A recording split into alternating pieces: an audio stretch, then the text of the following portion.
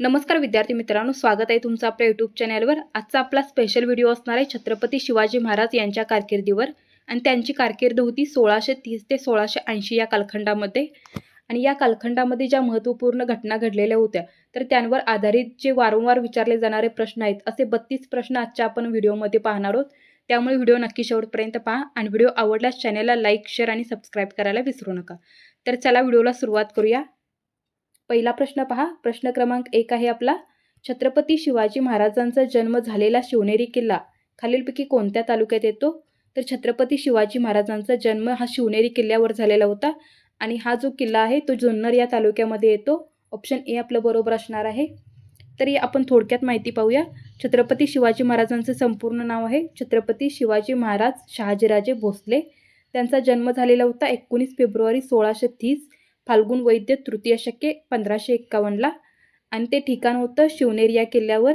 आणि शिवनेरी हा किल्ला आहे पुणे जिल्ह्यातील जुन्नर या तालुक्यामध्ये। त्यांच्या वडिलांचं नाव होतं शहाजीराजे भोसले आणि मातांचं नाव होतं राजमाता जिजाबाई। तर हे पॉईंट तुम्हाला लक्षात ठेवायचे। पुढचा प्रश्न पहा, प्रश्न क्रमांक 2 आहे, पुण्याच्या नैऋत्येला असलेल्या डॉट डॉट या मंदिरात छत्रपती शिवाजी महाराजांनी आपल्या मावळ्यांसह स्वराज्य स्थापनेची शपथ घेतली। आणि या प्रश्नाचं उत्तर आहे, पुण्याच्या नैऋत्येला असलेल्या रायरेश्वराच्या मंदिरात छत्रपती शिवाजी महाराजांनी आपल्या मावळ्यांसह स्वराज्य स्थापनेची शपथ घेतलेली होती। ऑप्शन सी आपलं बरोबर असणार आहे। तर आपण या स्वराज्य स्थापनेविषयी थोडक्यात माहिती पाहूया। तर पुण्याच्या नैऋत्येला असलेल्या रायरेश्वराच्या मंदिरात 1645 साली स्वराज्य स्थापनेची शपथ शिवाजी महाराजांनी आपल्या मावळ्यांसह घेतलेली होती। शिवाजीराजे यांनी पुण्यातील 12 मावळ आणि जुन्नरचा प्रदेश मिळवून प्रशासनाला सुरुवात केलेली होती। तर हे पॉईंट तुम्हाला लक्षात ठेवायचे।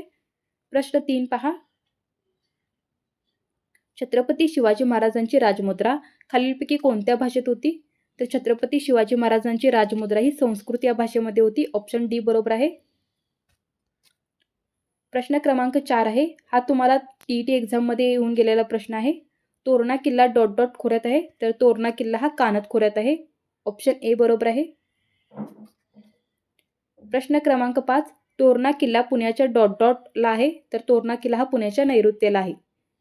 ऑप्शन ए बरोबर आहे, तोरणा किल्ला हा पुण्याच्या नैऋत्येला कानत खोऱ्यामध्ये आहे। हे तुम्हाला लक्षात ठेवायचं आहे। प्रश्न क्रमांक 6, छत्रपती शिवाजी महाराजांनी पुण्याच्या नैऋत्येस असलेल्या कोणत्या किल्ल्यात जिंकून त्यास तोरणगड हे नाव दिले? तर छत्रपती शिवाजी महाराजांनी पुण्याच्या नैऋत्येस असलेल्या प्रचंडगड या किल्ल्यात जिंकून त्याला तोरणगड हे नाव दिलेलं होतं। तर हे तोरणगड नाव कसं पडलं हे आपण थोडक्यात पाहूया।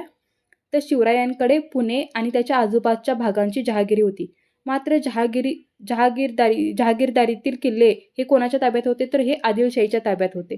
शिवाजीराजांनी 1647 साली पुण्याच्या नैऋत्येला 64 किलोमीटर अंतरावर असलेल्या कानत खोऱ्यात त्यांनी प्रचंडगड हा किल्ला जिंकून काय केलेलं आहे? स्वराज्याचं तोरण बांधलेलं होतं आणि या प्रचंडगड किल्ल्याला त्यांनी तोरणगड हे नाव दिलेलं आहे। तर हे तुम्हाला लक्षात ठेवायचं आहे। पुढचा प्रश्न आहे, प्रश्न क्रमांक 7, शिवरायांकडे पुणे, सुपे, चाकण व डॉट डॉट या परगण्यांची जहागिरी होती। तर शिवरायांकडे पुणे, सुपे, चाकण आणि इंदापूर या परगण्यांची जहागिरी होती। ऑप्शन ए बरोबर आहे। प्रश्न क्रमांक 8, हा देखील प्रश्न तुम्हाला टीईटी एक्झाममध्ये येऊन गेलेला आहे। झुंजार माची व बुधला माची या खालीलपैकी कोणत्या गडावरच्या 2 महत्त्वाच्या माच्या आहेत? तर झुंजार माची आणि बुधला माची या तोरण गडावरच्या महत्त्वाच्या 2 माच्या आहेत। ऑप्शन सी बरोबर आहे। प्रश्न क्रमांक 9 पहा, खाली दिलेल्या जोड्यांमधील चुकीची जोडी ओळखायची आहे। तर या ठिकाणी चुकीची जोडी आहे ऑप्शन बी, मुरुंबदेव विशाळगड ही चुकीची जोडी आहे। तर या ठिकाणी या 3 जोड्या बरोबर आहेत, कारण तोरणगडचं दुसरं नाव काय आहे? प्रचंडगड आहे। रायरी हा किल्ला याचं नवीन नाव काय ठेवलेलं होतं शिवाजी महाराजांनी? रायगड हे ठेवलेलं होतं। आणि भोरप्या डोंगरावर शिवाजी महाराजांनी प्रतापगड हा किल्ला बांधलेला होता। त्यामुळे हे चुकीचं आहे, ऑप्शन बी। तर या किल्ल्यांविषयी आपण थोडक्यात माहिती पाहूया, हे किल्ले त्यांचं नाव कसं पडलं वगैरे। तर या ठिकाणी पहा, आदिलशाहीच्या ताब्यात असलेला जो तोरणा किल्ला आहे तो जिंकून शिवाजी महाराजांनी त्याला प्रचंडगड हे नाव दिलेलं होतं। आणि हा तोरणा किल्ला ज्याला प्रचंडगड असं देखील म्हटलं जातं, तर या गडावर जे शिवाजी महाराजांना धन सापडलेलं होतं ते वापरून त्यांनी मुरुंब डोंगरावर जो आदिलशाहीने एक अर्धवट बांधलेला किल्ला सोडलेला होता, तर तो किल्ला जिंकून शिवाजी महाराजांनी त्या किल्ल्याची डागडुजी केली, नंतर त्याला राजगड हे नाव दिलं। हीच स्वराज्याची आपली पहिली राजधानी बनलेली होती. कोणती? राजगड ही स्वराज्याची पहिली राजधानी बनलेली होती. त्याच्यानंतर जावळीचे यशवंत मोरे यांच्या ताब्यातून शिवाजी महाराजांनी रायरीचा किल्ला जिंकून घेतलेला होता. त्याला त्यांनी नंतर रायगड हे नाव दिलं. त्याचबरोबर रायगडाच्या जवळच असलेल्या भोरप्या डोंगरावर त्यांनी एक नवीन किल्ला बांधला. त्याला त्यांनी प्रतापगड असं नाव दिलेलं होतं. तर हे पॉईंट तुम्हाला लक्षात ठेवायचे. पुढचा प्रश्न आहे प्रश्न क्रमांक 10. स्वराज्याची पहिली राजधानी खालीलपैकी कोणती होती? तर स्वराज्याची पहिली राजधानी होती राजगड. ऑप्शन सी बरोबर आहे. आणि जेव्हा शिवाजी महाराजांचा राज्याभिषेक झाला त्यावेळी स्वराज्याची राजधानी होती रायगड. पण पहिली राजधानी विचारलं तर राजगड आपल्याला सांगायचं आहे. तर राजगड ही स्वराज्याची पहिली राजधानी कशी बनली ते आपण पाहूया. तर हा जो मुरुंब डोंगर आहे या डोंगरावर आदिलशाहीने एक अर्धवट बांधलेला किल्ला सोडलेला होता. आणि ज्यावेळी शिवाजी महाराजांनी तोरणगड किंवा ज्याला प्रचंडगड देखील म्हटलं जातं तर तो जिंकल्यानंतर तिथे जे धन सापडलेलं होतं ते धन वापरून शिवाजी महाराजांनी काय केलेलं आहे, या मुरुंब डोंगरावरचा जो मुरुंबा किल्ला आहे याची डागडुजी केलेली होती.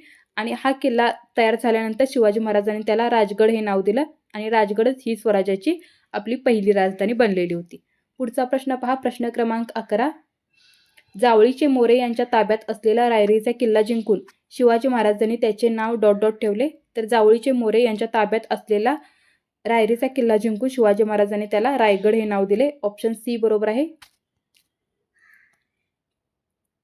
प्रश्न 12 पहा. चुकीची जोडी ओळखायची आहे. तर या ठिकाणी चुकीची जोडी आहे रायरेश्वर आणि रोईडा. ऑप्शन डी आपलं या ठिकाणी बरोबर असणार आहे. कारण मुरुंब देवचं नवीन नाव काय ठेवलेलं होतं? राजगड ठेवलेलं होतं. रायरी हा किल्ला जिंकून शिवाजी महाराजांनी त्याला रायगड हे नाव दिलं होतं. आणि भोरप्या डोंगरावर शिवाजी महाराजांनी प्रतापगड हा किल्ला बांधलेला होता. तर रायरेश्वर या ठिकाणी शिवाजी महाराजांनी आपल्या मावळ्यांसह स्वराज्य स्थापनेची शपथ घेतलेली होती. आणि रोईडा हा किल्ला याला विचित्रगड असं देखील म्हटलं जातं. त्यामुळे रायरेश्वर आणि रोईडाचं या ठिकाणी काही संबंध येत नाही. तर हे आपण याचं स्पष्टीकरण पुढे पाहणार आहात. तर या ठिकाणी पहा. तोरणा किल्ल्यापासून 15 किलोमीटर अंतरावर मुरुंबदेवचा डोंगर होता. तिथे आदिलशाहीने एक अर्धवट बांधलेला किल्ला होता. तर तो किल्ला शिवाजी महाराजांनी तोरणा किल्ल्यावर जे धन सापडलं होतं ते धन वापरून शिवाजी महाराजांनी हा अर्धवट किल्ला पूर्ण केलेला आहे. आणि त्याला राजगड हे नाव दिलेलं होतं. आणि हीच आपली स्वराज्याची पहिली राजधानी होती. त्याच्यानंतर जावळीचे यशवंत मोरे यांच्या ताब्यातून शिवाजी महाराजांनी रायरीचा किल्ला जिंकून घेतलेला होता. आणि त्याला त्यांनी रायगड हे नाव दिलेलं होतं. त्याच्यानंतर रायगडाच्या जवळच असलेल्या भोरप्या डोंगरावर त्यांनी एक नवीन किल्ला बांधून त्याला प्रतापगड हे नाव दिलं. त्याच्यानंतर रोहिडा हा जो किल्ला आहे त्याला विचित्रगड असंही म्हणतात. तर हा पुणे जिल्ह्यातील भोरजवळ असलेला एक डोंगराळ किल्ला आहे. तर या रोहिडा किल्ल्याचा रायरेश्वर याच्याशी काही संबंध येत नाही. त्यामुळे आपलं उत्तर काय असणार आहे ते ऑप्शन डी असणार आहे. बाकीच्या सर्व जोड्या बरोबर आहेत. प्रश्न 13 पहा. शिवाजी महाराजांनी भोरप्या डोंगरावर बांधलेल्या किल्ल्याचे नाव काय होतं? तर त्याचं नाव होतं प्रतापगड. ऑप्शन सी बरोबर आहे. प्रश्न क्रमांक 14. जावळीचा प्रदेश ताब्यात घेण्यासाठी शिवरायांचा बंदोबस्त करण्यासाठी आदिलशाहीने आपल्या कोणत्या सरदारास पाठवलं होतं? तर जावळीचा प्रदेश ताब्यात घेण्यासाठी आणि शिवरायांचा बंदोबस्त करण्यासाठी आदिलशहाने आपल्या अफझल खान या सरदारास पाठवलं होतं. ऑप्शन बी बरोबर आहे. तर आपण अफझल खान वधाविषयी थोडक्यात माहिती पाहूया. तर अफझल खान वध कधी झालेला होता? 1659 मध्ये झालेला होता. जेव्हा जावळीचा प्रदेश शिवाजी महाराजांनी जिंकून घेतला आणि हा आपला जावळीचा प्रदेश आपल्या ताब्यातून गेल्यामुळे आदिलशाही काय झालेली होती? त्रस्त झालेली होती. हा जावळीचा प्रदेश पुन्हा मिळवण्यासाठी आणि शिवरायांचा बंदोबस्त करण्यासाठी आदिलशहाने आपला सरदारास पाठवलं होतं. तो होता अफझल खान. अफझल खान या सरदारास शिवाजी महाराज म्हणजे आदिलशाहीने काय केलेलं होतं? शिवाजी महाराजांवर पाठवलं होतं. आणि जेव्हा अफझल खान आणि शिवाजी महाराज यांची भेट झाली या भेटीप्रसंगी काय केलेलं होतं? अफझल खानाने दगा देऊन शिवाजी महाराजांना मारण्याचा प्रयत्न केलेला होता. परंतु शिवाजी महाराजांनी त्याचा वध केलेला आहे. या प्रसंगी अफझल खानासोबत 2 व्यक्ती होत्या. त्या म्हणजे कृष्णाजी भास्कर आणि सय्यद बंडा. आणि शिवाजी महाराजांसोबत 2 व्यक्ती होत्या. त्या म्हणजे पंताजी गोपीनाथ वकील आणि जीवा महाल. तर हे विश्वासू सरदार होते. हे तुम्हाला पॉईंट्स लक्षात ठेवायचे जे कलर केलेले आहेत. पुढचा प्रश्न आहे प्रश्न 15. 1660 मध्ये सिद्दी जोहरने खालीलपैकी कोणत्या किल्ल्यास वेढा दिला? तर 1660 मध्ये सिद्दी जोहरने पन्हाळगडास वेढा दिलेला होता. ऑप्शन सी आपलं बरोबर आहे. तर या वेढ्याविषयी आपण थोडक्यात माहिती पाहूया. तर शिवाजीराजे यांनी अफझल खानचा वध केलेला होता. या वध केल्यानंतर त्यांनी काय केलेलं आहे? पन्हाळा किल्ला देखील आपल्या ताब्यात घेतलेला होता. त्यामुळे आदिलशाह आणखीन चिडला आणि हा किल्ला परत घेण्यासाठी त्यांनी सिद्दी जोहरला पाठवलं होतं आणि सिद्दी जोहरने काय केलेलं आहे, पन्हाळगडाला वेढा घातलेला आहे. तर हे तुम्हाला अशा प्रकारे लक्षात ठेवायचं आहे. प्रश्न पुढचा पहा. पन्हाळगडाच्या वेढ्यातून शिवाजी महाराजांची सुखरूप सुटका करण्यासाठी शिवाजी महाराजांची हुबेहूब भूमिका खालीलपैकी कोणी साकारली होती? तर ती शिवा कासिद यांनी साकारलेली होती. ऑप्शन बी बरोबर आहे.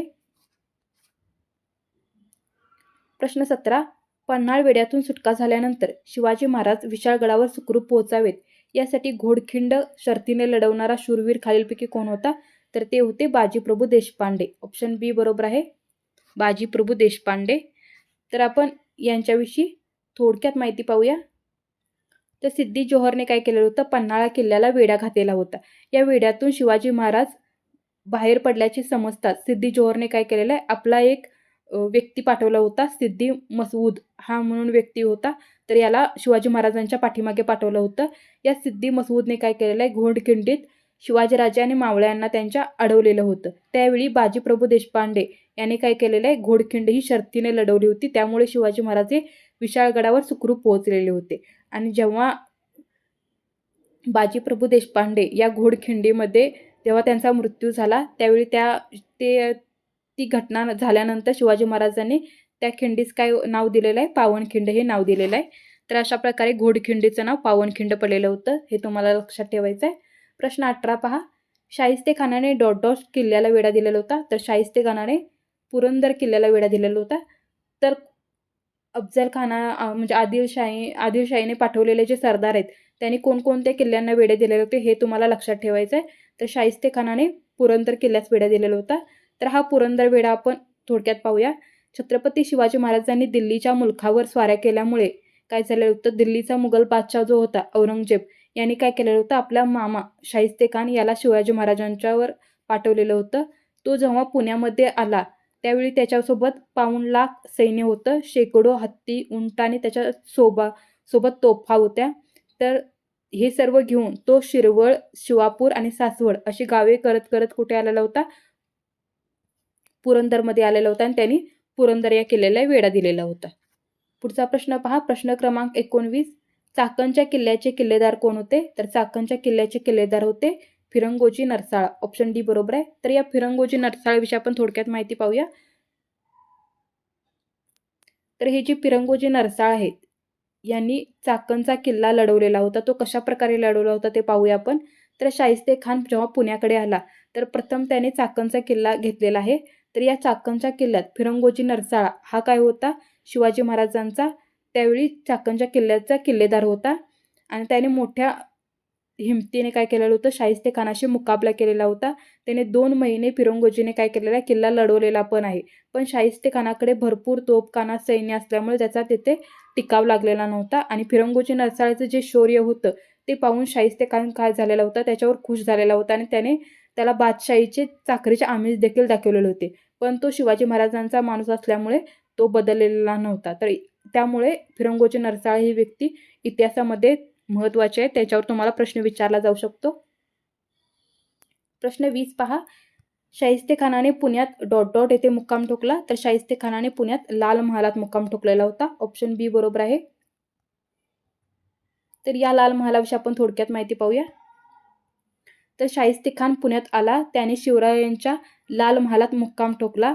त्याच्या फौजेने लाल महालाभोवती तळ दिला. 1 वर्ष गेले, 2 वर्ष गेले, पण खान काही लाल महालातून हटेना. उलट तो अधूनमधून काय करू लागला, आपली फौज भोवताच्या मुलकात पाठवू लागला. रयतेची गुरे ओढून आणणे किंवा शेतीची नासधूस करणे अशा प्रकारे त्याने पुण्याच्या भोवतालचा जो मुलूक आहे तो उद्ध्वस्त केलेला होता. त्यामुळे 5 एप्रिल 1663ला रमजान या पवित्र महिन्यात अष्टमीच्या दिवशी काय केलेलं आहे, शिवाजी महाराजांनी लाल महालावर हल्ला करून शाहिस्तेखानाची बोटे कापलेली होती. तर हा पॉईंट तुम्हाला लक्षात ठेवायचा आहे. लाल महालात जी शाहिस्तेखानाची बोटे कापलेली होती तर त्यावर तुम्हाला प्रश्न विचारला जाऊ शकतो. प्रश्न 21 पहा. घटनाक्रमानुसार या घटना लावायच्या आहेत कालक्रमानुसार. तर या ठिकाणी कालक्रम कसा येणार आहे पहा. पहिल्यांदा येणार आहे 1 नंबरला येणार आहे शाहिस्तेखानाने चाकणचा किल्ला घेतला. त्याच्यानंतर येणार आहे 2 शाहिस्तेखानाने लाल महालात मुक्काम ठोकला. त्याच्यानंतर येणार आहे 4 शिवरायांनी शाहिस्तेखानाची खोड मोडली. आणि नंतर येणार आहे हे इथे 3 येणार आहे आणि हे 4 येणार आहे. शिवराय आणि त्यांची माणसे सिंहगडाकडे निघून गेली. तर अशा प्रकारे येणार आहे आपलं ऑप्शन सी बरोबर असणार आहे या ठिकाणी. 3, 2, 4, 1. 3, 2, 4, 1. तर अशा प्रकारे 1, 2, 3, 4 हा क्रम येणार आहे. प्रश्न 22 पहा. पुरंदरचा किल्लेदार डॉट डॉट मोठा जिद्दीचा वीर होता. तर पुरंदरचा किल्लेदार कोण होता? मुरारबाजी हा मोठा जिद्दीचा वीर होता. ऑप्शन डी बरोबर आहे. तर या मुरारबाजीविषयी आपण थोडक्यात माहिती पाहूया. तर सुरत लुटीमुळे मुघल बादशाह औरंगजेब काय झालेला होता? खूप चवताळलेला होता. त्याने शिवाजी महाराजांचा कायमचा बंदोबस्त करण्यासाठी मिर्झा राजा जयसिंग आणि दिलेर खान यांना काय केलेलं होतं? दक्षिणेवर पाठवलेलं होतं. आता हा दिलेर खान आणि मिर्झा राजा जयसिंग यांनी शिवाजीराजे यांना चोहोबाजूने अडचणीत आणलेलं होतं. त्यामुळे दिलेर खान याने पुरंदरच्या किल्ल्याला वेढा दिलेला होता. पण या किल्ल्याचा जो किल्लेदार होता तो कोण होता? मुरारबाजी होता. त्याने मोठ्या शर्तीने हा किल्ला लढवला. शेवटी दिलेर खानाच्या एका बाणाने काय झालेलं आहे? मुरारबाजीचा मृत्यू झालेला होता. तेव्हा शिवाजी महाराजांना खूप दुःख झालेलं होतं. तर या ठिकाणी हा पॉईंट तुम्हाला लक्षात ठेवायचा आहे की पुरंदरच्या किल्ल्याचा किल्लेदार कोण होता? तर मुरारबाजी हे होते. हा पॉईंट तुम्हाला विचारला जाऊ शकतो.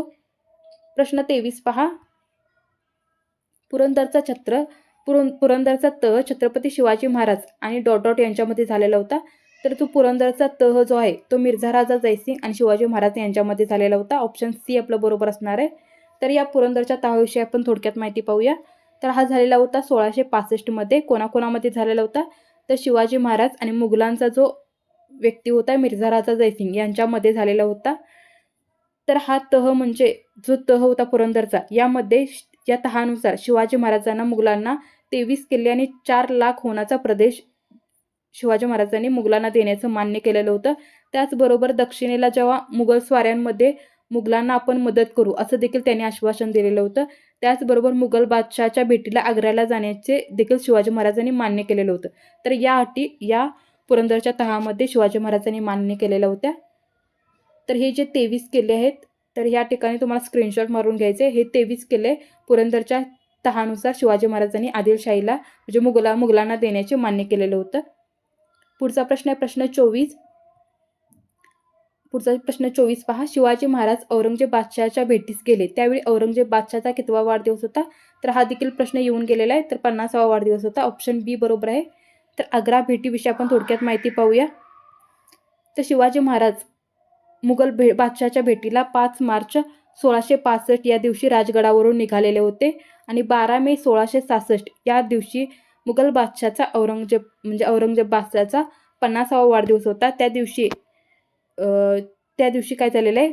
शिवाजी महाराज आणि बादशाहची भेट झालेली होती. मुघल दरबारामध्ये शिवाजी महाराजांचा अपमान झाल्यामुळे ते तडक दरबारातून निघालेले होते. पुढे 19 ऑगस्ट 1666ला शिवाजी महाराज काय झालेले? त्यांची आग्र्यावरून सुखरूप सुटका झाली होती. कधी? 19 ऑगस्ट 1666ला शिवाजी महाराजांची आग्र्याहून सुटका झालेली होती. प्रश्न 25 पहा. शिवाजी महाराजांनी मुख्यतः सुरतेवर स्वारी का केली? आता या ठिकाणी 2 उत्तरे येऊ शकतात.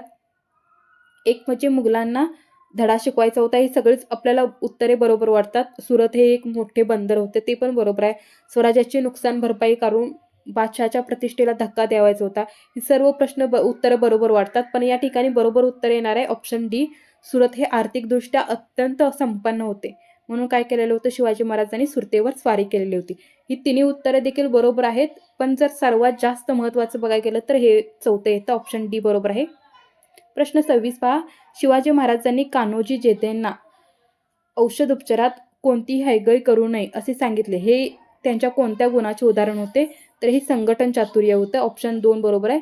आणि हे तुम्हाला इयत्ता 7वीच्या इतिहासाच्या पाठ्यपुस्तकामध्ये रयतेची काळजी या पाठामध्ये या प्रश्नाचं उत्तर तुम्हाला भेटून जाईल. हा प्रश्न देखील येऊन गेलेला आहे परीक्षेमध्ये. प्रश्न 27 पहा. बहिर्जी नाईक हे हेर खात्याचे प्रमुख होते. तर प्रतापगाव गुर्जर हे कोण होते? तर हे घोडदळाचे सरनोबत होते. ऑप्शन बी बरोबर आहे. प्रश्न क्रमांक 28 पहा. गड आला पण सिंह गेला हे विधान महाराजांनी कोणाच्या बाबतीत उद्गारले? उत्तर आहे ऑप्शन बी तानाजी मालुसरे. तर तानाजी मालुसरे हे शिवाजी महाराजांचे अत्यंत जवळचे व्यक्ती होते. तर आपण याविषयी थोडक्यात माहिती पाहूया. तर पुरंदरच्या तहानुसार कोंढाणा हा किल्ला स्वराज्याचा महत्त्वाचा किल्ला कोणाच्या ताब्यात होता? तर बादशाहकडे गेलेला होता पुरंदरच्या तहानुसार. आणि हा किल्ला महत्त्वाचा असल्याने शिवाजी महाराजांना वाटत होतं की हा स्वराज्यात असणे गरजेचे आहे. तर या किल्ल्याचा त्यावेळी सुभेदार कोण होता, तर उदयभान हा या किल्ल्याचा सुभेदार होता. यावेळी काय झालेलं आहे, तानाजी मालुसरे आणि त्यांचा भाऊ सूर्याजी मालुसरे हे 1670 कोंढाणा या किल्ल्यावर गेलेले आहेत, कोंढाणा किल्ला ताब्यात घेण्यासाठी. त्यावेळी सूर्याजी यांनी कल्लान दरवाजा उघडून ते मावळ्यांसह आत गेले. या घटनेच्या वेळी तानाजी मालुसरे हे काय झालेले होते, धारातीर्थी पडलेले होते. ते महाराजांना दुःख झाले, त्यामुळे काय झालं होतं, महाराजांना दुःख झालेलं होतं आणि त्यांनी ते उद्गार काढलेलं होतं की गड आला पण सिंह गेला. आणि त्यामुळे या गडाचे नाव काय ठेवण्यात आलेलं आहे, सिंहगड ठेवण्यात आलेलं आहे. कोणत्या गडाचे, तर कोंढाणा गडाचे नाव सिंहगड ठेवण्यात आलेले आहे. कोणामुळे, तर तानाजी मालुसरे यांच्या बलिदानामुळे ठेवण्यात आलेलं होतं. तर हे तुम्हाला लक्षात ठेवायचं आहे. प्रश्न 29 पहा, छत्रपती शिवाजी महाराजांचा राज्याभिषेक खालीलपैकी कोणत्या वर्षी झाला, तर तो झालेला आहे 1674 ऑप्शन बी बरोबर आहे. तर या राज्याभिषेकाविषयी आपण थोडक्यात माहिती पाहूया.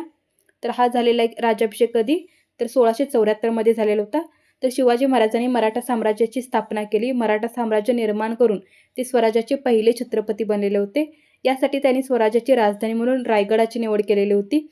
6 जून 1674 साली रायगडावर त्यांनी गागा भट्ट यांच्याकडून राज्याभिषेक करून घेतलेला आहे.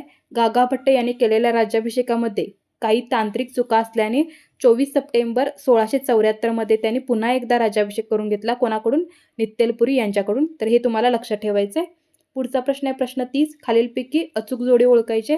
तर या ठिकाणी अचूक जोडे आहे अमात्य जमा खर्च पाहणे, ही बरोबर आहे. तर आपण पुढे पाहूया. हे शिवाजी महाराजांचं अष्टप्रधान मंडळ आहे, ते तुम्हाला लक्षात ठेवायचं आहे. यामध्ये 8 प्रधान होते. पहिले होते मोरो त्र्यंबक पिंगळे, हे होते प्रधान आणि त्यांच्याकडे होतं राज्यकारभार चालवणे आणि जिंकून घेतलेल्या प्रदेशाची व्यवस्था पाहणे, हे काम होतं. त्याच्यानंतर होते रामचंद्र निळकंठ मुजुमदार, ते होते अमात्य, त्यांच्याकडे काम होतं राज्याचा जमा खर्च पाहणे.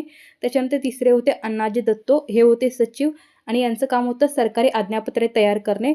त्याच्यानंतर चौथे होते दत्ताजी त्र्यंबक वाकनीस, हे होते मंत्री आणि यांच्याकडे काम होतं पत्रव्यवहार सांभाळणे. त्याच्यानंतर 5वे होते हंबीरराव मोहिते, हे होते सेनापती आणि त्यांचं काम होतं सैन्याची व्यवस्था ठेवणे आणि राज्यरक्षण करणे. त्याच्यानंतर 6वे होते रामचंद्र त्र्यंबक डबीर, हे होते सुमंत आणि त्यांचं काम होतं परराज्यांशी संबंध ठेवणे. त्याच्यानंतर 7वे होते निराजीरावजी, हे न्यायाधीश होते आणि हे न्यायदानाचं काम करत होते. त्याच्यानंतर 8वे होते मोरेश्वर पंडितराव आणि हे होते पंडितराव आणि ते धार्मिक व्यवहार पाहत होते. तर अशा प्रकारे शिवाजी महाराजांचं हे अष्टप्रधान मंडळ तुम्हाला लक्षात ठेवायचं आहे. पुढचा प्रश्न आहे प्रश्न 31, शिवाजी महाराजांची गुरु म्हणून खालीलपैकी कोणाची ओळख होते, तर ते आहेत समर्थ रामदास. ऑप्शन ए बरोबर आहे. समर्थ रामदास हे शिवाजी महाराजांचे गुरु होते. आणि प्रश्न 32 पहा, छत्रपती शिवाजी महाराजांनी जगाचा निरोप खालीलपैकी कोणत्या दिवशी घेतला, तर तो घेतलेला होता 3 एप्रिल 1680ला. ऑप्शन डी बरोबर आहे, 3 एप्रिल 1680. तर धन्यवाद विद्यार्थी मित्रांनो. अशा प्रकारे आज आपण छत्रपती शिवाजी महाराजांवर 32 प्रश्न पाहिलेले आहेत. जर तुम्हाला याची PDF पाहिजे असेल तर खाली टेलिग्राम चॅनलची लिंक दिली जाईल, तिथे तुम्हाला याची PDF भेटेल. जर तुम्हाला हा व्हिडिओ आवडला असेल तर चॅनलला लाईक, शेअर आणि सबस्क्राईब करा, जेणेकरून